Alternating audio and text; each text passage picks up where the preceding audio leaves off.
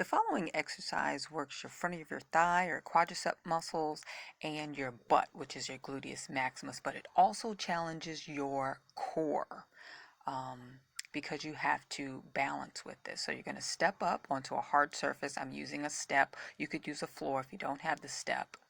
And then with that other leg, you're going to raise it up about 90 degrees and you're going to hold for a count.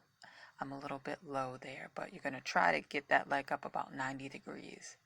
So this is the balancing aspect here, which really challenges your core. Or you could use a soft surface. I'm using a balance pad. If you don't have a balance pad, you could use a pillow. It will work just as well. Really challenging your balance with that uneven soft surface. Still hold for that count, raising the leg 90 degrees. Thanks so much for watching. Please like, share, and subscribe for more exercises.